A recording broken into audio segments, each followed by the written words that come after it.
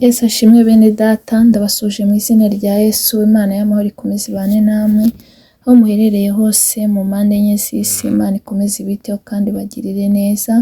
Tugeze muri wa mwanya mwiza wo kuba imbere y'Imana, tugiye gutangira dusenga. Data wa twese uri mu ijuru, turagushimye, turaguhimbaje, tugushimiye kuri Imana nziza, tugushimiye kudahinduka, kuko wari uri kera na n'ubu ariko ukiri, ko wakoraga kera na n'ubu niko ugikora. Uri Imana yacu bwite, tuguhaye icyubahiro kubw'imirimo n'ibitangaza dukorera uko bwije n'uko bukeye.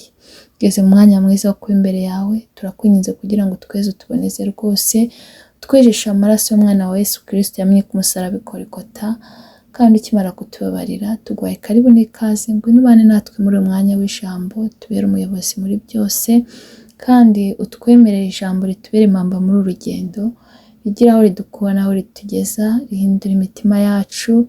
Icyo twanze ni ukora ku mwanzi, duhagaritse ibitavuga Imana mu izina rya Yesu Kristo. Dutumiye Mwuka Wera kugira ngo azabane natwe muri uyu mwanya, ubu n'iteka ryose. Amen. Tugiye gukomeza dusoma ijambo ry'Imana dusanga mu butumwa bwiza. Ubutumwa bwiza uko bwanditswe na Yohana, ibice 9 kuva ku murongo wa 1 kugeza ku murongo wa 10. Umutwe w'amagambo uravuga ngo Yesu akiza uwavutse ari impumyi. Akigenda abona umuntu wavutse ari impumyi. Abigishwa baramubaza bati, mwigisha, ninde wakoze icyaha, n'uyu cyangwa ni ababyeyi be ko yavutse ari impumyi? Yesu arabasubiza ati, uyu nta cyaha yakoze cyangwa ababyeyi be, ahubwo ni ukugira ngo imirimo y'Imana yerekanirwe muri we. Nkwiriye gukora imirimo y'uwantumye hakiri ku manywa, bugiye kwira ni igihe umuntu atabasha gukora. Nkiri mu isi ndi umucyo w'isi. Amaze kuvuga atyo acira amacandwe hasi, ayatobesha akondo, akamusiga ku maso, aramubwira ati, genda wiyuhagire mu kidendezi cy'i Silowamu. Asobanura ngo yaratumwe. Nuko aragenda ariyuhagira, agaruka ahumutse. Abaturanyi be n'abamubonaga kera ahora asabiriza barabazanya bati, uyu si we wicaraga asabiriza? Bamwe bati ni we, abandi bati si we, icyakora asa nawe. Nawe arabasubiza ati, ni njye. Baramusubiza bati, mbese wahumutse ute? Iryo ni ijambo ry'Imana. Uyu munsi nifuje ko tuganirira ijambo bene data. Yesu yakijije uyu muntu yari yaravutse ari impumyi, ariko ngo ubwo yari ari kugenda ahura n'uyu muntu. Yesu ahura n'iyi mpumyi ubwo yari ari kugenda, nk'uko nawe ugiye guhura na Yesu. Ndakwifuriza guhura na Yesu uyu mugoroba. Ndakwifuriza ko Yesu aza mu buzima bwawe. Ndakwifuriza ko Yesu akugarukaho. Abigishwa be bamubonye, ngo babonye ukuntu yahumye, ngo barangije ngo babaza Yesu ati, mwigisha, ninde wakoze icyaha, n'uyu cyangwa ni ababyeyi be ko yavutse ari impumyi? Imana itugirire neza. Nawe mwene data, hari igihe ugira ikigeragezo, ubundi abantu bakajya bibaza niba hari icyo wacumuye ku Mana, bakajya bibaza, ukakibamo igihe kirekire, ukabona ugeze mu kintu ukibayemo igihe kirekire, abantu bagatangira kwibaza niba hari icyaha wakoze, niba hari icyo wacumuye ku Mana, ariko ntacyo wakoze. ni ukugira ngo imirimo y'Imana yerekanirwe muri wowe. Imana itugirire neza. Humura rero, icyo kigeragezo uciyemo igihe kinini, icyo kibazo uciyemo igihe kinini, ibyo bikugoye igihe kirekire, nta cyaha wakoze. Ntabwo ari uko wakoze icyaha, ntabwo ari uko wacumuye, nta nubwo ari uko ababyeyi bawe bacumuye, ahubwo ni ukugira ngo imirimo y'Imana yerekanirwe muri wowe. Imirimo y'Imana, Imana igaragarire muri wowe. Imana yongere igaragare ko ikora. Imana yongere igaragare ko ishoboye. Imana yongere igaragare ko uko yakoraga kera na n'ubu ariko ikora. Humura rero, witerwa ubwoba n'abari kukwibazaho, witerwa ubwoba n'igihe umaze mu kigeragezo. Ni ukuri ndakubwira ngo Kristo nagera mu buzima bwawe, Kristo nahura nawe uyu munsi, amateka yawe arahinduka, icyo kigeragezo uragisohokamo, ubwo burwayi urabukira, kubera ko Kristo yageze ahantu ahindura amateka. Iyo Kristo ahageze ntakangwa n'igihe umaze mu kigeragezo, iyo Kristo ahageze ntakangwa n'ububabare wagiriye mu kigeragezo, ahubwo iyo ahageze ahindura amateka, iyo ahageze ahindura ubuzima, iyo ahageze aravuga bikaba yategeka bigakomera. Humura rero, ibyo uri kunyuramo, ibyo bikugoye, ubwo burwayi bwikujyana kure, Kristo nahagera birahinduka. Imana itugirire neza. Izere Imana, uyifate nk'inyembaraga. Izere Imana ko ishoboye, izere Imana, igirira icyizere, kubera ko ngo umuntu utizera ngo ntajya abasha kunezeza Imana. Niyo mpamvu nkwinginga aho nkurikiye, izere Imana. Muri ibyo uri kunyuramo, izere Imana. Muri ubwo burwayi ufite, izere Imana. Muri iki kigeragezo uri kunyuramo, izere Imana, kubera ko nihagera birahinduka. Ngo uyu muntu rero yari yaravutse ngo ari impumyi, ngo abigishwa ngo babaza ngo Yesu, ngo uyu muntu ngo ni ababyeyi be bacumuye, bagucumuyeho, cyangwa n'uyu nguyu wagucumuyeho? Ngo Yesu ngo arangije ngo arabasubiza ngo ari we ntabwo yacumuye, ari n'ababyeyi be nta cyaha bakoze, ngo ahubwo ni ukugira ngo imirimo y'Imana yerekanirwe muri we. Imana itugirire neza. Humura rero, ibyo uri kunyuramo ntabwo ari uko wacumuye, ibyo uri gutambukamo ntabwo ari uko ababyeyi bawe bacumuye, ahubwo ni ukugira ngo Imana nihagera ihindura amateka. Imana itugirire neza. Ngo arangije ngo arababwira ngo Yesu arabasubiza ati nta cyaha yakoze cyangwa ababyeyi be, ahubwo ni ukugira ngo imirimo y'Imana yerekanirwe muri we. Imana itugirire neza. Humura, imirimo y'Imana igiye kwerekanirwa muri wowe, imirimo y'Imana igiye kwerekanirwa mu buzima bwawe, imirimo y'Imana igiye gukoreka mu buzima bwawe, amateka agiye guhinduka. Imana ikugarutseho, Imana ikuremeye ubundi buzima, Imana ikuremeye ayandi mateka, Imana ihinduye izina, Imana iguhaye amazina mashya. Humura, humura, Imana yacu irakora, Imana yacu iratabara, Imana yacu irarema, Imana yacu irazura, Imana yacu irakiza. Humura, ntabwo uzakorwa n'isoni. Humura, igihe nikigera Imana izatangaza abantu kubyikoze. Imana itugirire neza. Ngo nkwiriye gukora imirimo y'uwantumye hakiri ku manywa, kugira bugiye kwira igihe umuntu atakibasha gukora. Imana itugirire neza. Ni ukuri nawe mu buzima bwawe kora ibyo ugomba gukora, kora ibyo ushoboye gukora kugira ngo ntuzagire icyo wishinja, kugira ngo ntuzagire icyo wicuza. Nawe kora kugira ngo utazagirana Imana n'urubanza. Icyo ugomba gukora gikore, nanjye icyo ngomba gukora ngikore. Ahangaha nubwo we yivuze, ariko yashakaga kubwira ko umuntu wese agomba gukora icyo agiye gukora mu gihe cye. Niba ari ukiranuka mu gihe cyawe, niba ari ugukora umurimo w'Imana wukore, ukoresha igihe cyawe neza. Yashakaga kubabwira ko umuntu agomba gukoresha igihe cye, agomba gukoresha igihe cye neza. Nawe rero ukoresha igihe cyawe neza, ukora ibyiza, ukiranuke, wirinde ikibi n'igisa nacyo, kubera ko muri iyi si turi mu rugendo, turi abashyitsi muri iyi si. Hano ntabwo ari iwacu ni mu ijuru, kuko yarababwiye ngo bugiye kwira, ngo igihe ngo umuntu atakibasha gukora.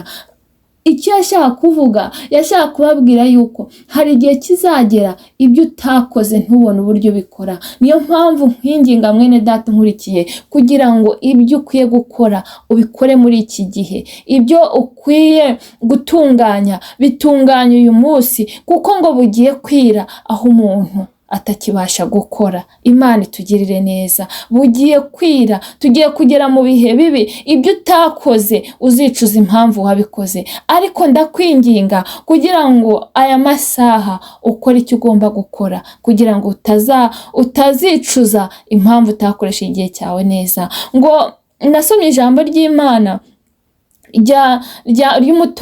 umutunzi na Lazaro. Umutunzi yamaze gupfa, ari mu isi yari yaranezerewe, yarabonye ubutunzi bwo mu isi, yaranezerewe mu isi, ariko abukoresha nabi. Noneho ngo igihe kigeze ngo Lazaro arapfa. Lazaro ngo yari umukene wabaga ku irembo ry'uwo mutunzi, ariko ngo akifuza ngo ubuvungukira bwo ku meza y'uwo mutunzi ntabubone bw'ibiryo. Ngo umunsi umwe ngo Lazaro arapfa, ngo n'uwo mutunzi arapfa. Ngo Lazaro aragenda ajya mu ijuru, aryama mu gituza cya Aburahamu. Ngo wa mutunzi ngo ajya mu muriro, ngo akajya ababara, ngo agashya. Ngo ubundi ngo akahamagara, ngo akavuga ngo mwambabariye, ngo wambabariye. Ngo Lazaro ngo akafata ngo agatonyi k'amazi akantonyangirizaho ko ndi kubabara, ko ndi gushya. Impamvu rero uriya muntu ni uko atakoresheje igihe cye neza. Ngo arangije ngo aramusubiza ngo ntabwo byashoboka, ngo aho uri naho turi ntaho bihuriye, kubera ko uzajya mu muriro ntaho azaba ahuriye n'uzaba uri mu ijuru.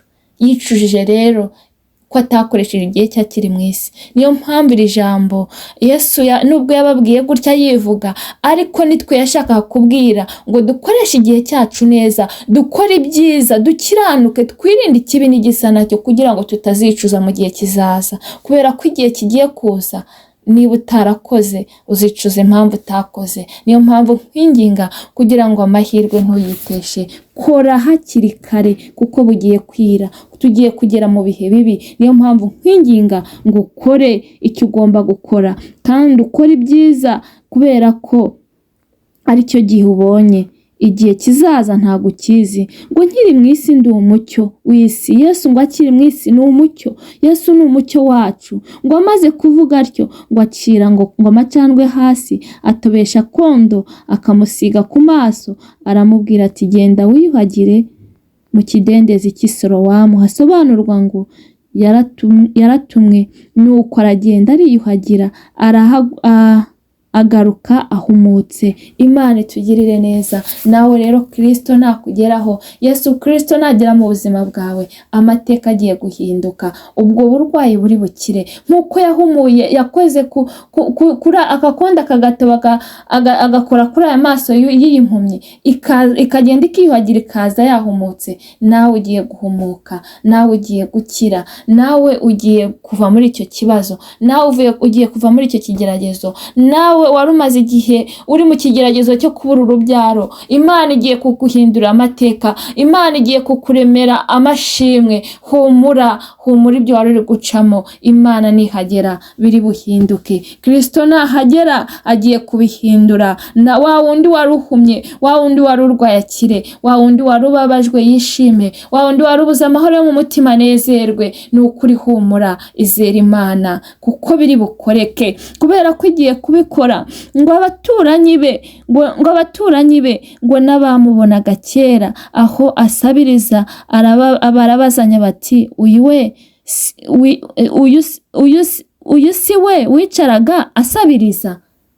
Ngo bamwe bati ni we, abandi bati si we, icyakora asa nawe. Nawe arababwira ati ni njye. Haleluya, Imana ishimwe. Ngo abaturanyi be ngo n'abamubonaga ngo baramubonye. Nawe aho ngaho utuye, muri abo mukorana, muri abo musengana, muri abo mugendana, bari bazi ko ibibazo byakwishe, bari bazi ko ibigerageza ari byinshi, bari bazi ko agahinda n'umubabaro ari kenshi. Nabo bagiye kubazanya, bagiye bavuga ngo uyu ni runaka, uyu ni runaka Imana ahindura amateka, uyu ni runaka byagenze gutya. Ngo bavuga ati ni wese, babona utambutse bavuga ngo ni wese, abandi batasa nawe. Nawe uzababwira ngo ati ni njye. Haleluya. Nawe ugiye kubihamya, ugiye kubihamya ko ari wowe, ko ari wowe Imana yagiriye neza. Ugiye kubihamya, ugiye gutambutsa amashimwe, ugiye kuvuga imirimo y'Imana, ugiye kuvuga haleluya, ugiye kuvuga kuntu Imana ikora, ugiye kuvuga kuntu Imana ihindura amateka, ugiye kuvuga kuntu Imana ikiza uburwayi, ugiye kuvuga kuntu Imana itanga urubyaro, ugiye kuvuga imirimo y'Imana, ugiye kuvuga Imana mu batayizi, ugiye kuvuga Imana. Haleluya, ugiye kuvuga Imana. Wowe nkurikiye ugiye kuvuga Imana, kuko Imana hari ikikoze ku buzima bwawe. Kubera ko ngo abantu bagiye kukubaza bati mbese wahumutse ute? Abantu bagiye kukubaza ngo mbese watabawe ute?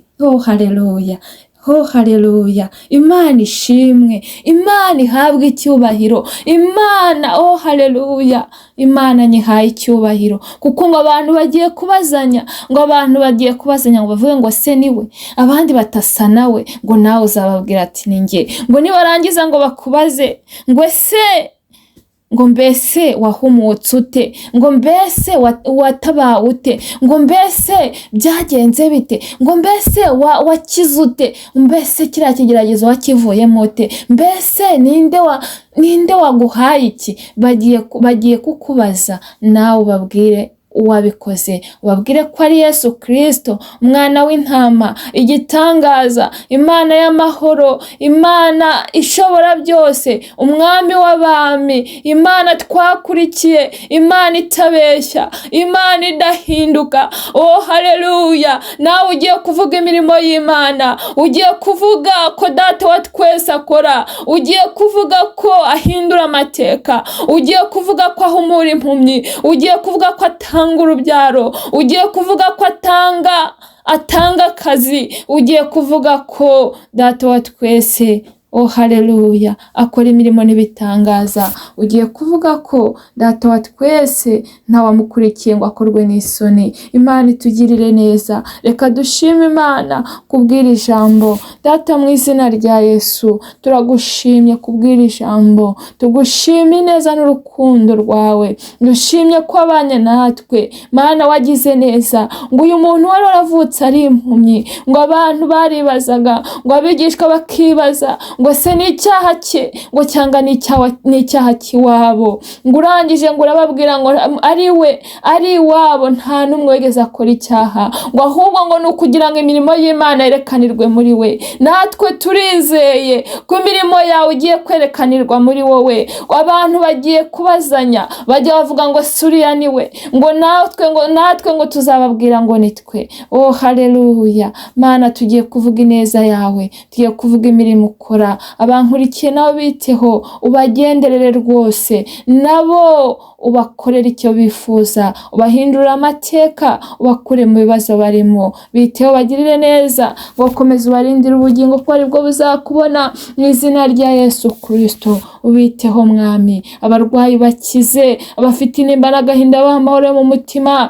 abacitse intege bongerera imbaraga, mu izina rya Yesu Kristo. Suka ubyutse mu itorero, gabanya abarimbuka wongera bakizwa, mu izina rya Yesu. Abatari bakira Kristo nk'umwami n'umukiza w'ubugingo bwabo, bahe kumwakira kuko niho hari byose, kandi tuboneramo n'ubugingo. Urakoze mwami, Mwuka wera nakomeze abane natwe kandi akomeze atuganirize. Icyubahiro ni icyawe ubu n'iteka ryose, amen. Mwakoze cyane, Imana y'amahoro ibampere umugisha, kandi bitewe bagirire neza, kandi namwe baremere igitangaza, ibiyereke bundi bushya. Naho ubutaha, bye.